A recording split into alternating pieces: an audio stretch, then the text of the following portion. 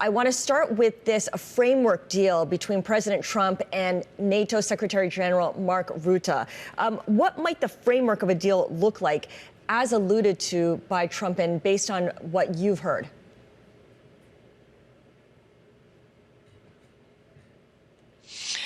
Of course, we haven't seen the agreement, but of course, we can only speculate. What is in the mandate of Secretary General of NATO to talk about is the security of the Arctic, and that is what has been offered before. If United States has worries about the security of the Arctic, considering the importance of the region, then these issues can be addressed via NATO.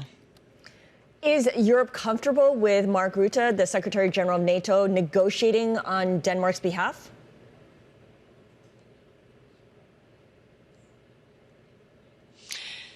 Security issues can be, of course, discussed in NATO, whether it's, a new mission, whether it's some kind of activity from the NATO side. But, of course, also all the NATO members need to agree. But when it comes to territorial integrity, sovereignty of Greenland or Denmark, when it comes to critical raw materials, then, of course, these are issues that Denmark and Greenland should discuss about.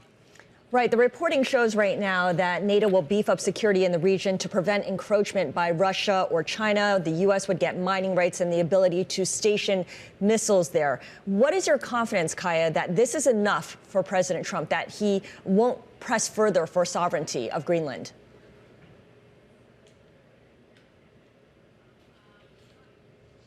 One thing we have learned over this year is that we have to be prepared for the unpredictability. So nothing is really clear, even if there are agreements made. So I think this is what we have learned and what we need to also prepare. We need to have plans ready for different scenarios, and that is what we are working on. And of course, what I also want to stress is that, when there are spats like this going on between allies, then, of course, our adversaries are really enjoying the show of it. From the Europeans' perspective, and I realize this might be a very basic question, why is it critical keeping Greenland under Danish sovereignty as opposed to the U.S.?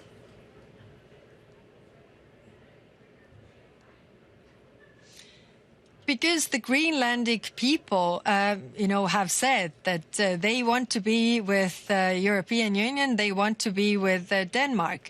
And that's why, the future of Greenland is up to the Greenlanders to decide. And that's why we are, of course, supporting the territorial integrity, sovereignty, but also the right for the Greenlandic people to choose.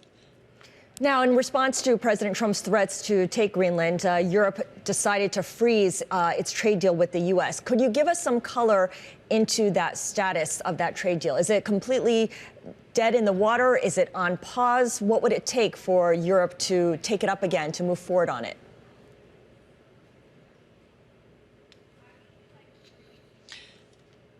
Last 2 days I've spent in the European Parliament, and really where are all the members elected in all the member states of Europe, and really saying and voicing their concerns about this.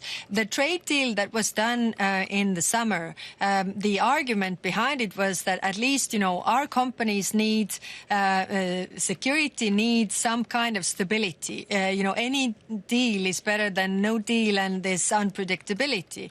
What we have seen, of course, now over the last few days is that this stability might not be there. And that's why the European Parliament that is representing the European nations is also voicing concerns and has stopped this process, because what kind of guarantees there are really from this deal?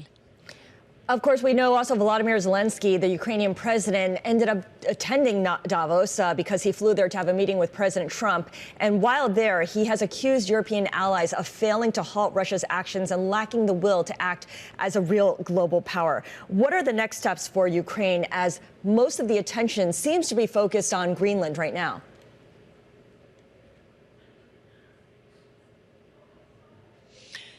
Well, exactly. I mean, the real issue is Ukraine right now. And that's why, any kind of disagreements that we have between allies, our adversaries like Russia and China are really enjoying this show. And that's why we really need to focus on what is the real risk right now. If, United States is worried about security and worried about what Russia might do, then we should be united in also response to Russia in Ukraine. What we have seen a diplomatic push for peace. We have seen concessions from Ukrainian side. What we haven't seen is Russia to make any moves or showing any signs of wanting peace. The opposite. They have increased their attacks against the civilian infrastructure in Ukraine. So we really need to put the focus where it should be. I also want to ask you about India and Europe, because we know that Mark Carney, the Canadian Prime Minister, has spent his time at Davos talking about how middle powers need to do more, form their own alliances. And we've seen how EU and India are strengthening ties. You announced the signing of a new security and defense partnership this week. Talk a little bit about how that paves the way for a trade deal as well. What are the guiding principles here for Europe to get a trade deal signed in a timely manner?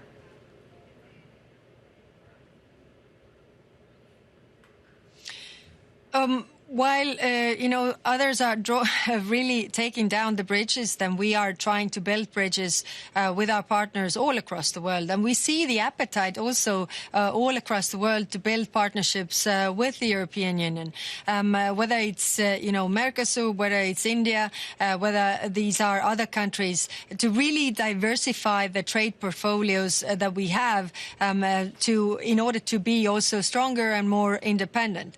That is why we are also discussing the free trade agreement with India. We are also discussing the security and defense partnership with India.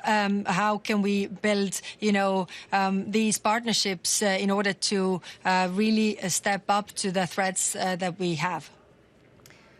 I hate to bring it back to President Trump, but he spent a good chunk of yesterday's speech in Davos insulting Europe, casting the continent as weak, as utterly dependent on the U.S., whether we're talking about security or economics, the markets. Is there reflection in Europe on that kind of assessment from the president?